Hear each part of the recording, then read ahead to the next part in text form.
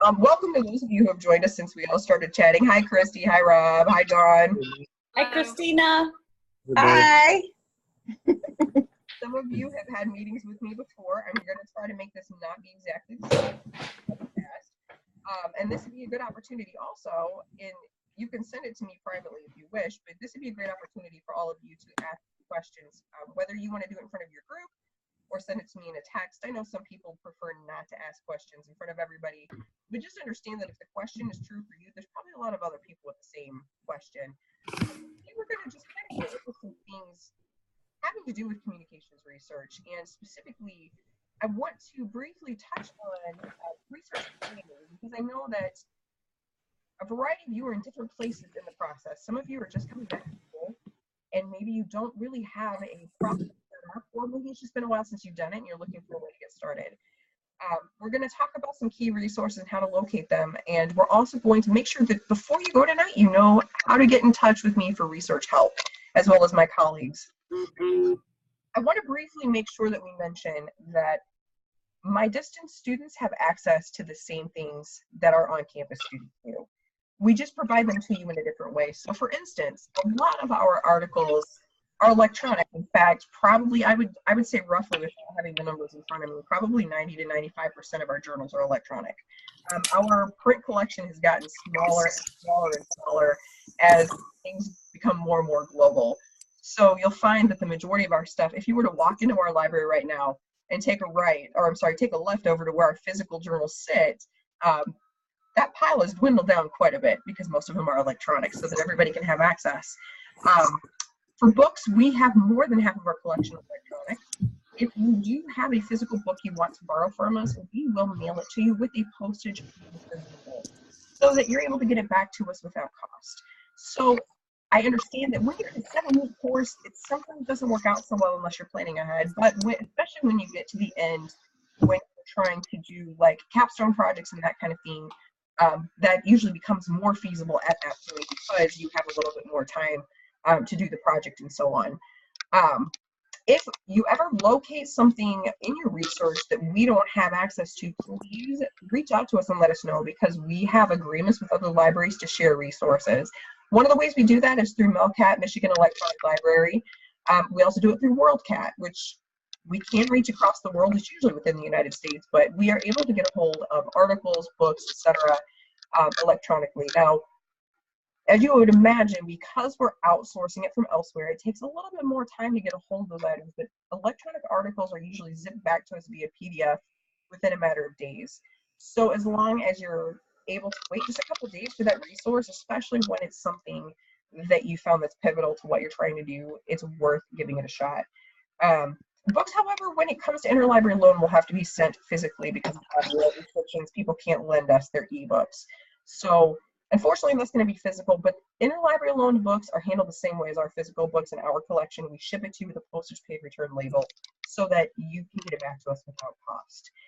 If you ever have a question about where to start with your research, give me a call, send me an email. We can set up a meeting like this if you're somebody who does better with face-to-face meetings. We've got a number of different ways to work these things out so that even at a distance, you can still get the help you're looking for. So real quickly, there's a couple things I want to talk about in terms of planning your research. So some of you who have had class with me in the past have seen a research strategy worksheet, and I have modified this a little bit from when you've seen it in the past. If you're just new, if you're getting started with your research and you're trying to figure out where to go, I will say to you that I would highly, highly, highly recommend that you have at least a piece of paper next to you. Because inevitably what's going to happen is, you know, the phone is going to ring, or you're going to have to go pick up the kids, or maybe you're taking care of a sick parent, or you work multiple jobs. Whatever happens, something's going to interrupt your research. And if you've been in the databases before, you know that you have to sign in because it's a subscription resource.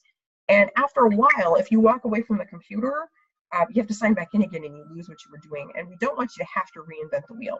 So that being said, it's a great idea to get started, even if it's just a sheet of paper, to have that. But I've also created this research strategy worksheet if you want to work through this. The idea here is at the very top of the paper, you're kind of writing to yourself what your topic or your thesis or your question happens to be. Then as we go down the sheet here, you break it down into the main ideas or themes or concepts of your paper. And so, for example, if you were doing something about communications theory and social media, you know, perhaps you're putting communications, social media, and you start brainstorming words that could be related to those ideas. That way, if you ever find that you are in a spot where, I see that one of you can't hear any audio. Are the rest of you hearing it okay? Yes, I am. You are, okay.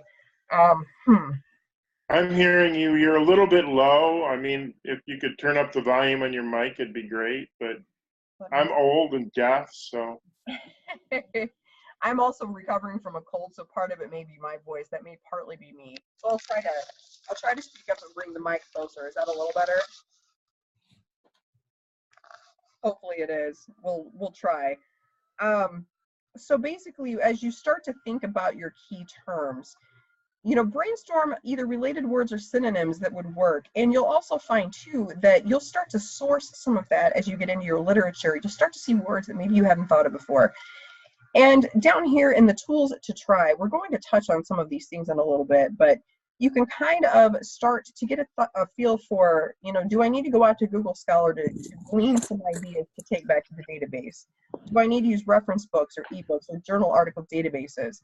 And as you start to yes or no these different items, you can write down for yourself what worked and even what didn't work. If you find that for a particular topic, certain keywords or databases are not working, if you make a note of that, just remember though that if it doesn't work this time, that resource may work the next time because different databases have different pools of data. So don't give up on the database permanently just because you didn't find what you wanted, but certainly for that search, make sure that you note to yourself, that wasn't working so well for me. And there's a space down below for additional notes. I can, if anyone is interested in that, I can always send that worksheet out or I can drop it in the chat box. But whether it's a piece of paper or this research strategy sheet, I would highly recommend you take something with you to the databases as you get started, just to kind of keep your focus on what's going on, because especially if you're somebody like me who starts to poke around and you find something interesting, you can bunny trail and end up someplace else that maybe wasn't quite as productive as you thought, or maybe you just need something to help you focus on what it is you're trying to find. So that's a tip, right? That's an idea for you right there. I will do that, Ranesh. I definitely will. I'll make sure to send that out. Can I make a quick suggestion? Certainly. Elizabeth? Yeah. So one of the most useful things I found for developing keywords is bibliographies. Absolutely. So when I get my first papers, usually the first thing I do is I start looking at bibliographies first. And then that helps me identify authors, publications, or subject matter that is, you know, germane to my research goals. Absolutely. And then I can, you know, jot those down. And after you read a couple of bibliographies, the main authors pop out, the main journals, the primary books that everybody's looking at. And since the computer age, it's been really great for identifying keywords because you look in the titles and a lot of the titles will have similar words.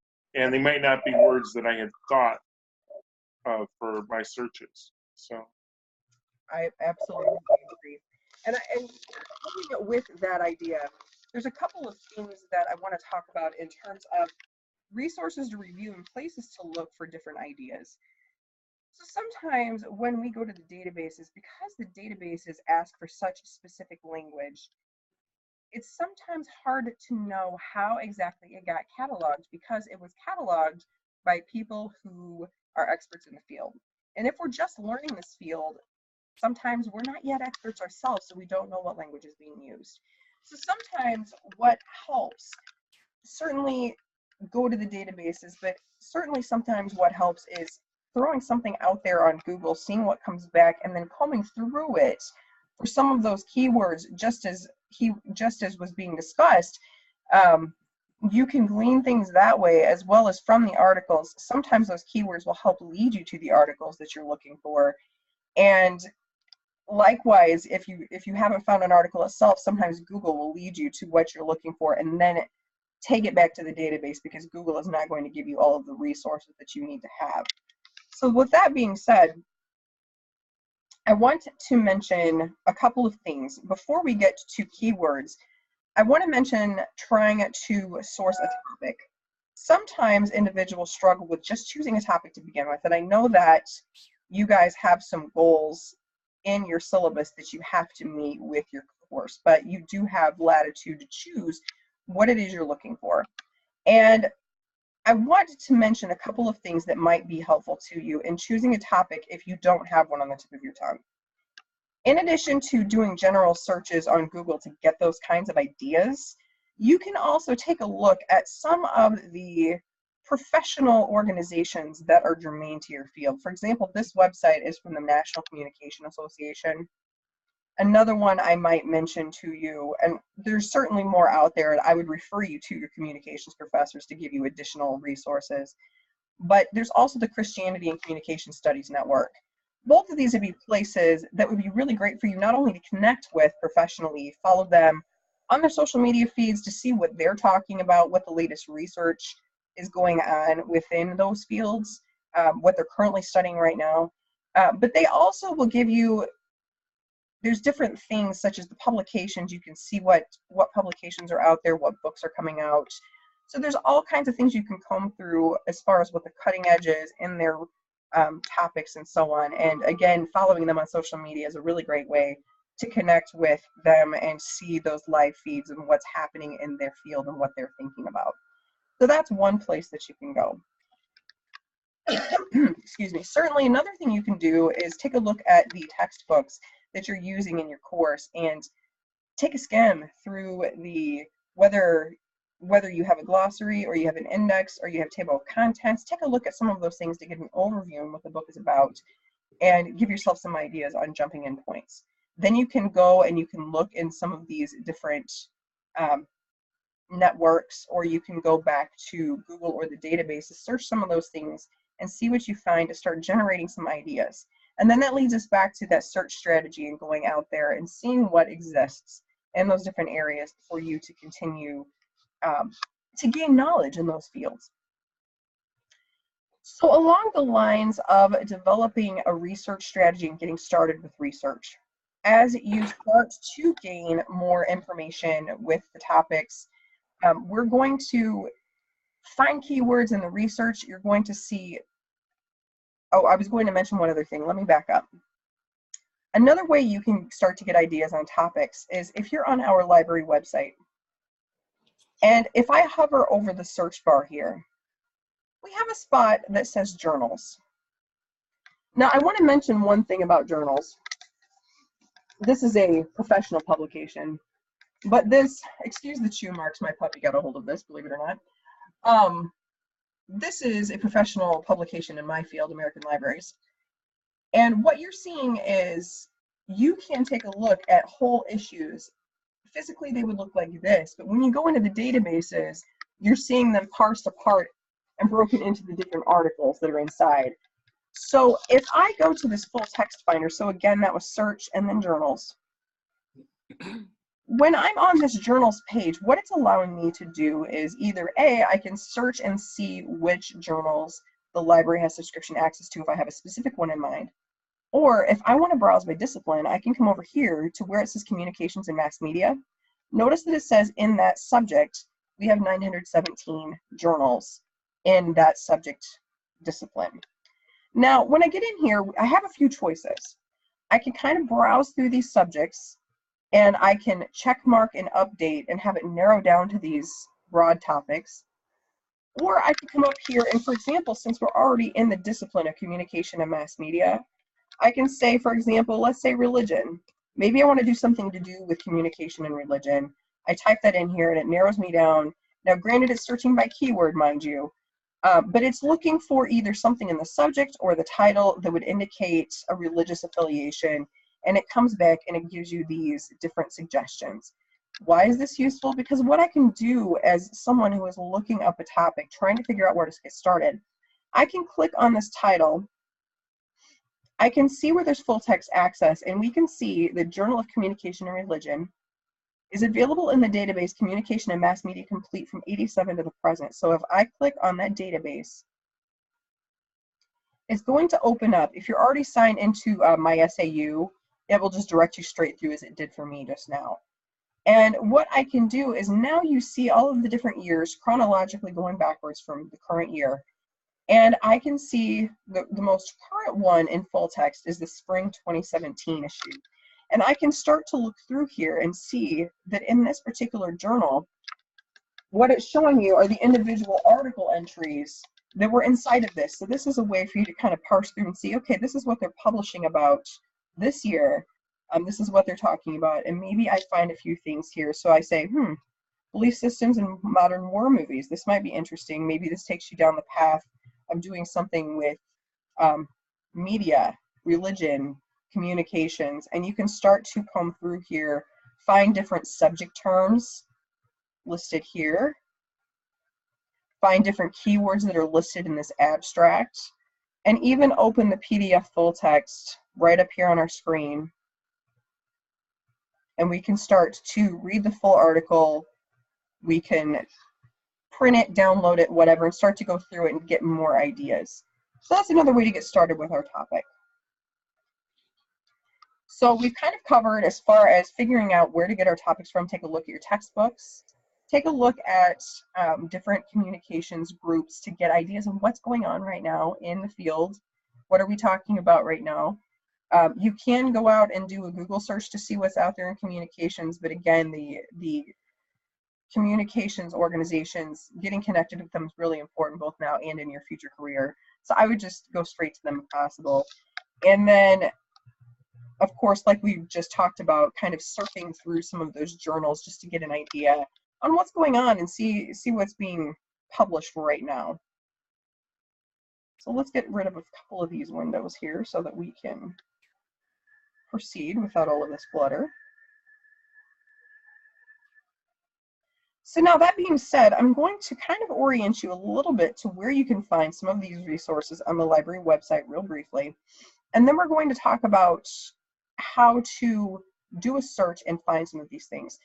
More than likely, what you're going to use the most for your research is going to be the articles the very most, and then you'll probably use some ebooks. So those are the two we're going to focus on. If you have questions about any of the other kinds of resources or anything in particular, just let me know, whether in the chat or asking me aloud, either way, and we will go over anything else you've got questions about. The other thing I want to make sure we mention today is under help, there is the section on citation style guides so that we can talk about where to get more help with APA. So that's the direction we're going with next. So I mentioned sometimes what you can do to help yourself find keywords. You can use the ones that you think of yourself, or you can kind of go out there and see what's being researched. So if I go out to scholar.google.com, perhaps I want to see what's going on with social media and communications studies. And it comes back and it tells me a number of things. This one, for instance, is saying the process and effects of mass communications. Now, we're probably not going to choose this one because it's from 1971, but let's say this is a seminal article that you want. Not only can we take a look at the different key terms that are being used here and make notes of these things, such as information processing, mass media, social change, social influences, social attitudes. These might all be things that we want to take back to the databases, so make notes of this on your paper. But also something to notice is whether you find the source here or you find it in the database, another way besides looking at the bibliography at the end of the article for additional sources, you can also take something and take a look in Google Scholar, and where you see it say cited by, this one has been cited by 1,264 articles. If I click on this, what this is doing is saying since that item was published in 1971, all of these items have had some basis of it based on that. So now when you look at a bibliography in an article, you're looking backwards in time because anything that they cited would have been published before their item, right? What this allows you to do is take their item, and since it's been published going forward in time, what's been published based on this item. If I choose something that's a little bit more recent than that, Let's take a look, for example, at this one. It's called The New Dimension of Healthcare, Systematic Review of the Uses, Benefits, and Limitations of Social Media for Healthcare Communication. This isn't from 2013. If I take a look at this article, and I open it up in a printer-friendly version, I can go to the end of this article and I can see that this 2013 article, I went a little too far here, it has 128 resources. In the cases where it could link out, they did. Certainly one of the things that's helpful, though, is where you have the DOIs. You can use these DOI numbers, just push them into Google, and you can come up with a citation on these. But you can use these to come back to the databases and see if we have this. But then, as I was just mentioning before, I can look backwards from 2013 previous. What did this base its items on? So look at the bibliography. But then it was cited by 502, so if I click on that, there is this list of things since 2013 that have been published, and you can kind of glean through this not only for more keywords, but to see what's been published since, get more ideas for where you want to go. Now, coming back to our search tools, in our white library, I'm going to make this a little bit bigger so you can see it better. Articles is going to take you to just what it sounds like. It's going to be those individual article entries. And these databases are a powerful way for you to search through many journals all at one time, through all of these different articles, to come back with a pile of articles about your topic. The books and media section is going to allow you to search through both our physical and our electronic book collection at the same time. I would advise you to start here with the new search as opposed to using this, because this ebooks link is actually making you choose a specific resource, and this is really only helpful once you have established, say you find yourself using ebooks a lot.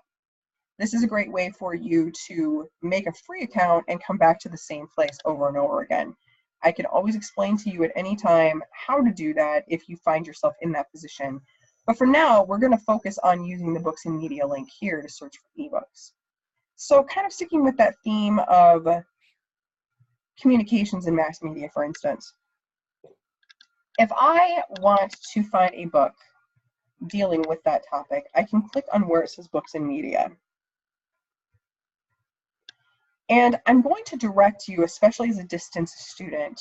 As I said, you're more than welcome to borrow physical books from us, but what I'm going to focus on is showing you how to get to the electronic version. So if I click where it says advanced search, I have the ability to scroll down here, and I can tell this thing to only look in the location of ebooks online. So it's not going to give you the results for the main collection, which is our physical location, or any other physical location in the library. It's only going to give you items that you can get to online. So if I say communications and mass media, I may want to even put mass media in quotation marks to tell the database to keep these two words together as a phrase. And I click submit. It's going to think about it. And it comes back, and with those key words, it tells me that it has found 67 total ebooks with those keywords. Now, sometimes if you drop the S off of communications, that may change the number. But let's take, for instance, this first book called The Handbook of Communication and Corporate Reputation. When I click on this link, it takes you into the record item. Now, for those of you who are more familiar with the physical library of ages ago, you probably remember the card catalogs. And what this is the electronic version of those cards. As you know, those card catalogs don't exist anymore, and this is what now exists. Some have more and some have a lot, like this one does, and some have less. This particular entry is giving you the title. The author is listed right here. In this case, it's an editor. It tells you the location of where it's at, all important for your citation, as well as the publisher and the date of publication. Now this one, they've gone to the point of entering the chapters and sections that are in here. Not all of them are going to do this. For some of them, all of that is absent. This one even gives you a summary it tells you which of our electronic services it's in, and it gives you the ISBN as well as some subjects, another great place for you to glean keywords and subject searches from. If I decide I want to see this book, I come down here to where it says click on the following to access book online. And when I click this, it's going to take me out of the white library and direct me to our electronic book where this is located.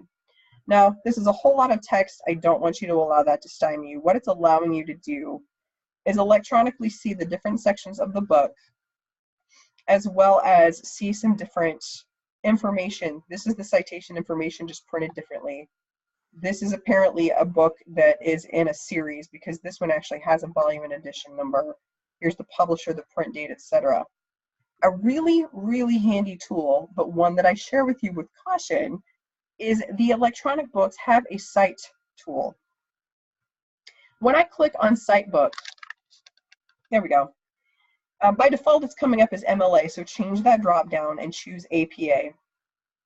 And you will see that it generates a citation for you. Now, my warning is a lot of times there will be incorrect items in here. For instance, these are HTML tags that you don't need.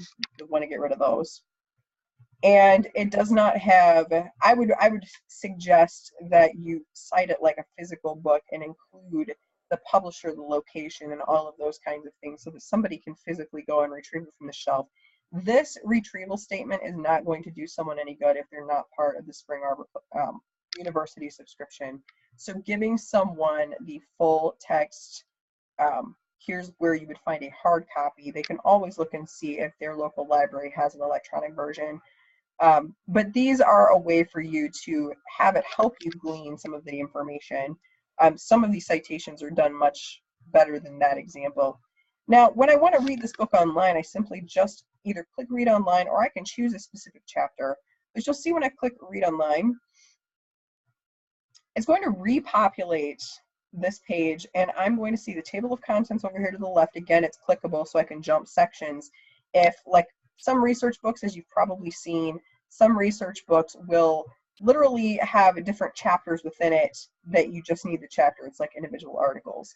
But in this case, we're just going to take a look. Uh-oh, looks like it locked. Hang on just a second with me. Can you still hear me? I can. Okay, good. It says that it stopped responding, so hopefully we're still broadcasting all right. So what we see here is we see the cover of the book as though we had it in our hands. I'm going to zoom this out so you can see it a little bit more as an overview instead of this giant page, but you can certainly blow it up as big as you want. For this purpose, though, I want you to see that it really does look more like a book. And so now I can navigate through this. Unfortunately, because my program froze, I can't move this, but there's a spot right over here where I'm moving my mouse. You can type in a specific page number, and there's also left and right arrows that allow you to move backwards and forwards as though you're flipping through the book. You can also, as I said, you can come over here and you can click specific sections, and it will take you directly to that section that you clicked. So that's another great advantage of an electronic book. Finally, I can also click over here in the search box, and if I have a key word or phrase that I want to search, so let's try social media.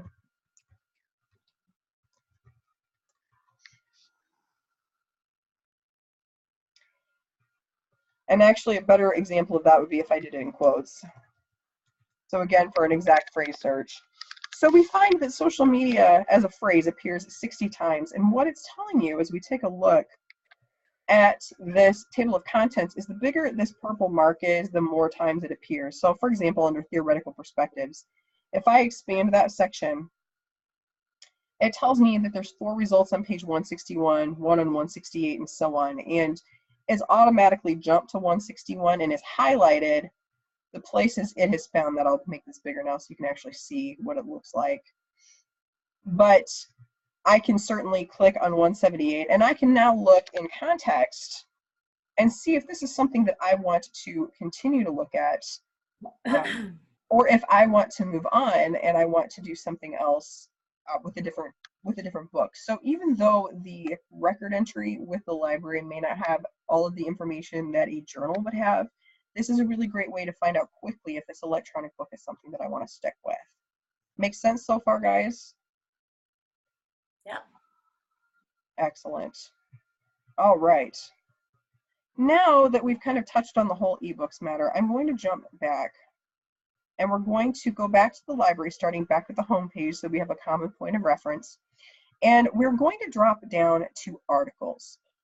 Now, if you've not been around the databases in a while, what we've done is under articles, we have grouped our different databases underneath different subjects. It's kind of like, this is how I explain databases to people who maybe aren't familiar with it. And I apologize for those of you who this is sort of a done deal, but for some people they're not familiar with it. So if you go to, let's say you go to your favorite city and you want to go out to eat, perhaps there's an area in that city where there are lots and lots and lots of restaurants down a road. And you know that all of those restaurants contain food, but each restaurant has a different kind of food. So maybe there's a Mediterranean restaurant, and maybe there's an Italian restaurant, and a Mexican restaurant. You know that those restaurants are going to have something specific within them, and you have to choose which flavor you're feeling that particular night, right? So when you do your research, it's kind of like that. You have these different pots of soup, and you have to decide which kind of ingredients you want. So if I am doing something on communications research, certainly communication, advertising, and public relations is a great place to start. But you may find times when you're doing something with communications and business, communication and religion, you may have reasons to go to these different databases. And that database is going to have a focus that is slanted toward that topic. So we are going to specifically take a look at one of the databases that for us is one of the premier databases in this topic, and that's the Communication and Mass Media Complete. You may see people abbreviated to CMMC, but we have this database from EBSCOhost. And when I click on this database, it's going to launch me out to the page. And I want to kind of navigate you around a couple of things on here that are going to be helpful for you. So you see up here in this upper left-hand corner that there are blanks that you can choose. If you want to search by keyword, you just enter them. You don't change anything about these drop downs. But you might recall that when we were looking at some of those different things, I said, you know, take a look at the subjects. These may help you. You often will start with a keyword search, but as you start to pick up on the exact language of the subjects are assigned language universally so that you can find things of the same topic. So as you start to discover exact phrases of subjects that are used in the databases, you can always type those exact subjects in here and choose subject terms and then enter other keywords with it to combine those things. So I can always say communication studies, and you can see that this particular database will make suggestions. You can either choose their suggestion or just click outside the box and ignore what they have to say. And then I can put in mass media, like we were talking about before. I want to search this as a phrase. I don't want it to find mass and media separately, so I'm putting them in quotation marks. And some other things we see on this page of importance are going to be, there is the full text checkbox. If you are in a class, let's say you're doing a discussion board post and you need something immediately, full text is a great way for you to ensure that what you're getting back is going to actually be in the database and not need to be interlibrary loaned. My warning about this, though, is the fact that sometimes you need to discover things that maybe we don't have immediate access to.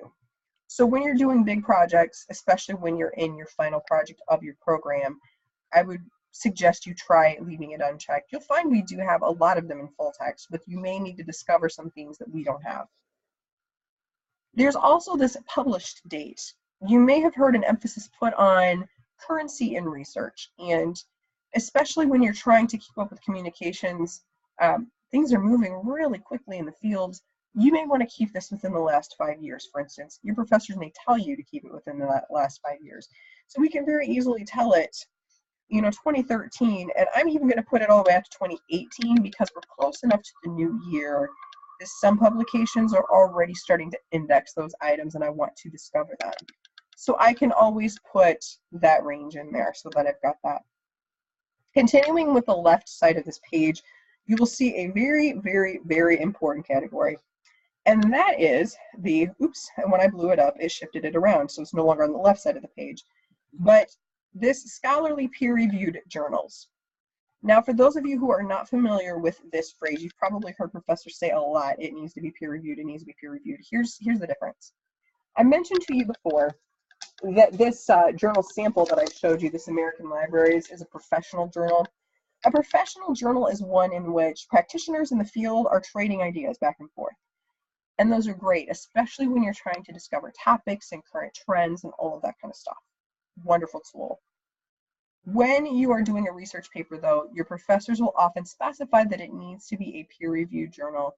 And the difference between this trade publication and the peer-reviewed is trade publications often are publishing things without necessarily putting them before a panel of peers. Peer-reviewed takes an article and sends it in front of a panel of people who are already experts in the field.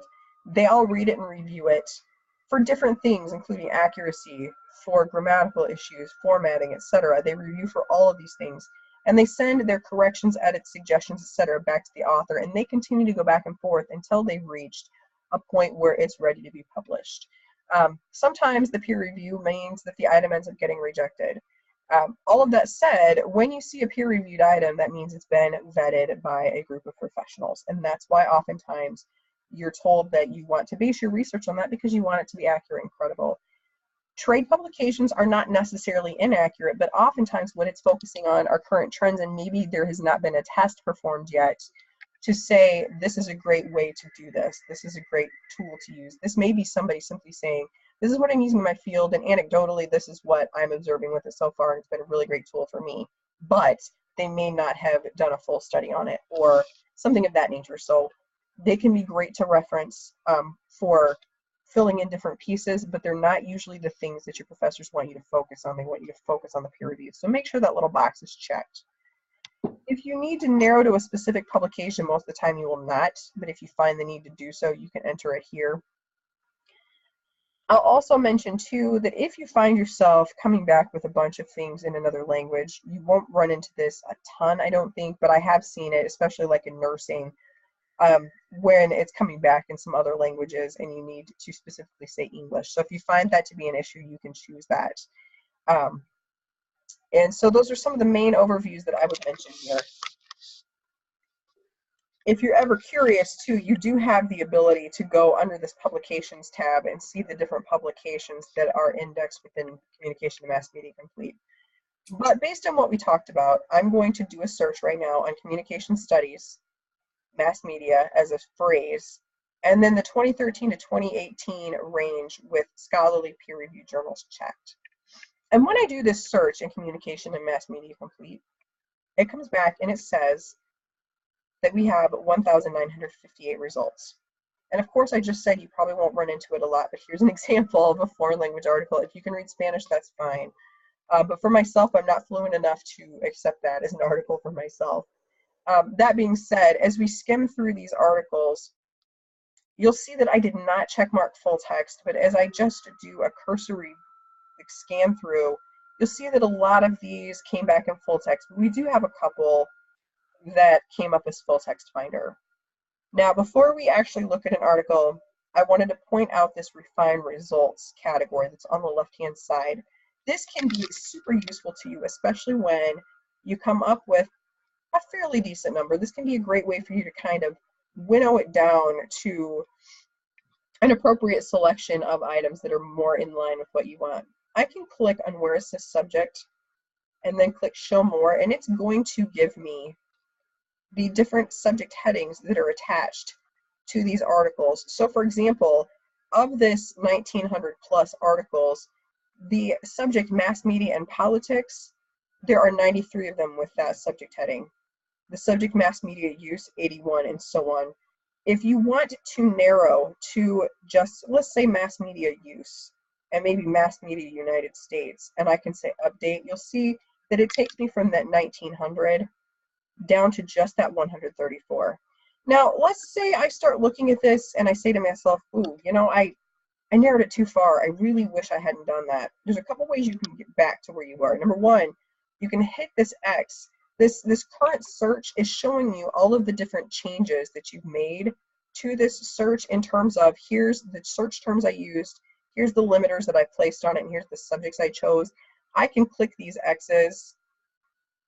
It'll get smaller to begin with because now we're only looking at this subject. But then when I get rid of that second one, it will return me back to that original set of search results.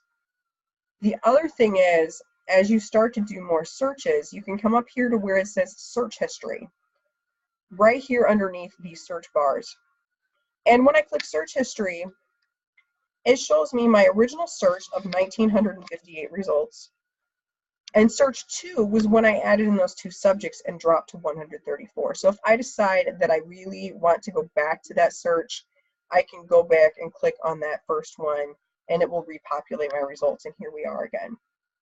Real quickly also, there are some other limiters on the side, so if you find reason to specify geography, keep note that not all of these are going to have a geography label on them, so this may drop you down a lot further than you meant to, but it is there. There are these different things that can also help you control your search.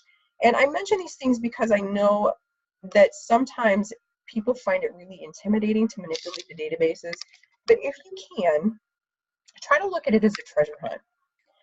Some people that may sound kind of funny, but I think the more you can frame it in a positive way, it makes it less intimidating. So try to look at it as something, hey, what can this show me that I've not already learned on my own, or something that I've not yet learned in class?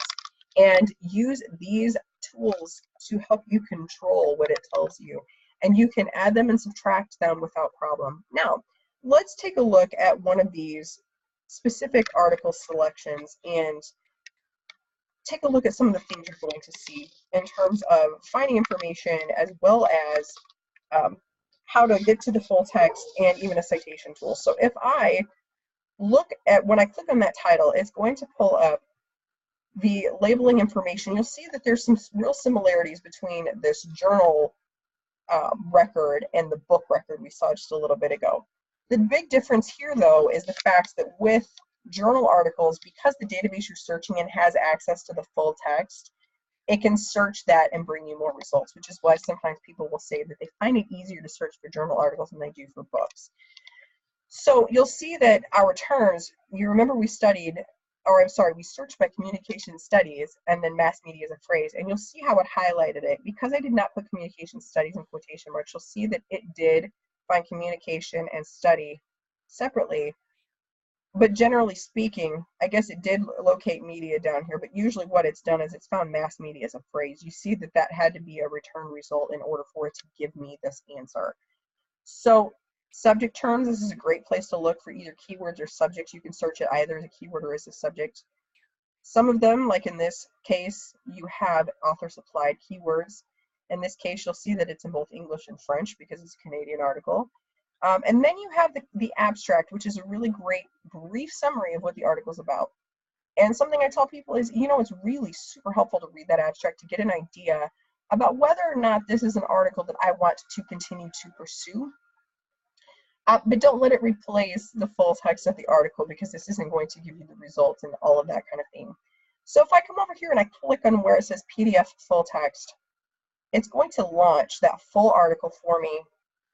And I'll show you, as your colleague was discussing before, where to find those references if you're not familiar with this. But we've opened this up. We can see, because this thing's frozen on the side, I'm gonna have to shrink this down. So if I scroll down through here, you'll see that this is a 20-page article. And I can scroll through this article, and as I get to the very end, this is where the person, just as you would, this is where the person lists their references. So after reading through the article, if this, say, was one of your selections, take a look down here, see who they referenced, who did they think was important to teach them about this topic, and take this back to the databases, not just in the keywords and the titles, but also see if you can find these resources if these pique your interest. You can always go ahead, if you're somebody who likes to use these in print, go ahead and print from here. You can download this and save this to your Box or other electronic drive. All of us have access to Box through Spring Arbor, but maybe you have a different online cloud-based storage device that you would prefer to use. If you'd like to store it on your desktop, whatever works for you. But just note that the print feature and the download feature are here. I would recommend using these as opposed to this. This I've had problems with using the in-database tool. I would use this print command from the PDF. Now, one other thing I want to show you, I mentioned the citing tool that was within the book. The databases also have, I'm sorry, that's the wrong one, that's the permalink. It looks like a little piece of paper and it says cite. And when I click that, it generates these different styles. You'll scroll down to where it says APA, and it will show you the APA citation. Now, again, you are going to want to vet this for accuracy. For instance, it should not have capitalized all of these words. It should not have capitalized the O and of, but it gives you a really good start on generating that APA reference that you're going to need in your reference list.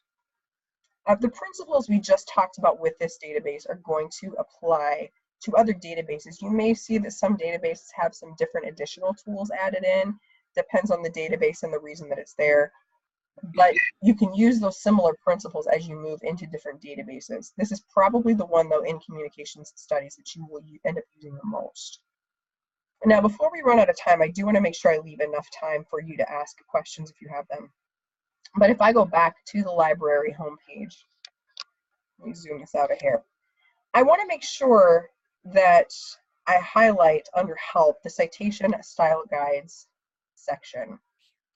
Because I know that a lot of us learn in different ways, I want to mention a few different tools that you have at your disposal to help you with these APA citations. So first and foremost, I want to mention that the tool that all of this is based on is your APA style manual, the blue book, 6th edition that has been assigned to you already. So that is what any of these tools is based on to begin with. But these tools often will help people understand those rules better. Understandably, a lot of people find it confusing. And since another thing to understand about why APA can be so difficult in terms of people using the book is the fact that it was last updated in 2010. And from 2010 to 2017, we've had a lot of evolution of different format types. And so APA has made different statements on its blogs and so on, hey, here's how you would handle this or that. But of course, that doesn't automatically update the print version, right? So that makes it tough for people.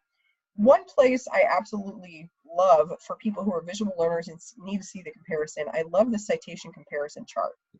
This is produced by the fine people at the Online Writing Lab, or OWL, of Purdue, and it lays out for you side by side MLA, AP, and CMS. I mention this because for some people, especially if you're visual and you came from a place where maybe MLA was used a lot, you can see MLA and APA laid out side by side. So if you're like, well, I remember it like this, you can see, oh yeah, maybe that was MLA I'm remembering, this is how APA does it. But it will start explaining reference lists first, because you really need to build your in-text citations off of your reference list. So build that reference list as you go. That will really help you out in the long run. And it will explain to you, in general, this is what a book formatted, a formatted AP citation looks like. If it's a single author, you handle the author like this, 2 or 3, and so on. And it will walk you through different kinds of authors. It will then get into periodicals, same thing as journals, but it will talk about magazines like and when they say magazines, they're talking about things that are more of a mass-produced general interest publication. Then they talk about a scholarly journal, how to cite it. Then they get into newspapers, editorials, etc. The rules are discussed up in books about authors apply here. You use the same rules here. Then it gets into online resources and so on, and then it will flip and it will talk about in-text citations. So that's a really great tool to use. It's a 12-page document. I personally have a printed copy in my office. Now, further, under the APA format, I'll mention that this is a redone index that my colleague created because she wanted to have something that was a little more user-friendly. So if you need a different approach to the index, you might want to take a look at that. This is the link to the OWL, same people that produced this over here. This is a link to their online style guide so that you can come and look at a specific example, whether it's reference list, basic rules, books, etc. You can come over here and look through their thing, or you can search their website right there. We also have a link to the APA style blog. This was written by the people who created that blue book. So, like I mentioned before, it is going to give you more up-to-date information where people can ask questions. The cool thing is, if I want to know how they're telling you to cite YouTube videos, because sometimes, you know, you're going to see a TED Talk or something that was really useful for you that you want to mention, I can search their website for YouTube, and it gives you the results. Back in October 27th of 2011, they talked about how to create a reference for a YouTube video. So I can click directly on that, and it's going to go to the expert's answer on how they made that happen. Finally, I'm going to mention to you that a recent tool that we subscribe to is the APA Style Central tool, which is a subscription tool from the APA people. And the great thing about this APA Style Central resource, I'll mention specifically this Learn section. You can see that there's others to explore. But this Learn section allows you to look at different samples, so you can see how a sample paper is set up. You can search the Learning Center for particular topics. So maybe you want to say websites, and it will tell you that it has 2 quick guides, and nothing, it doesn't have tutorials or self-quizzes. So under 2, you've got electronic sources and locator information or website reference, and so you can click on this, and you can see their information that they have as a quick guide about this item. They're showing you the thumbnail over here. You can click on the guide and open it up and take a look. So this is something, this is self-guided tutorials on how to make those different things happen. Now, before I pop you up to our contact information, I want to make sure that I point something out to you about reaching out to us for help.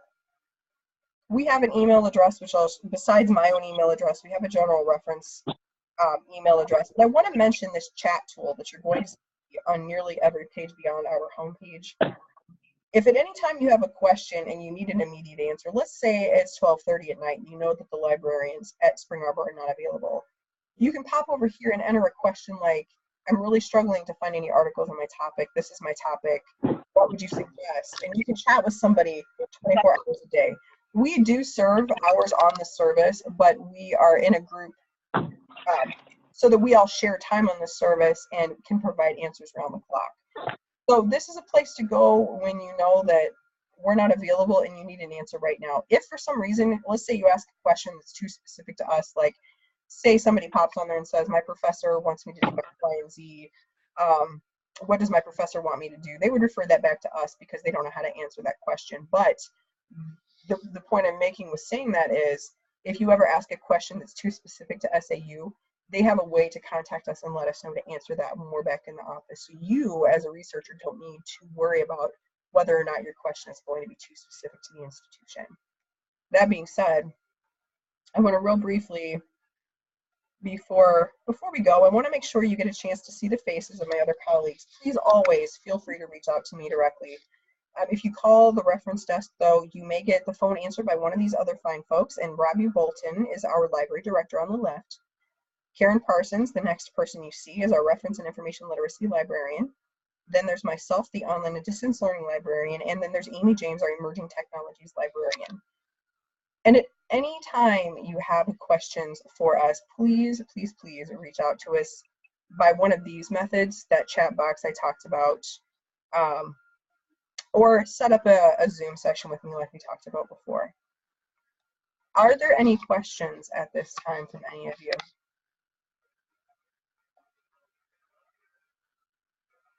I'm good. Okay. I'm good. Thank you. You are certainly welcome. Anybody else?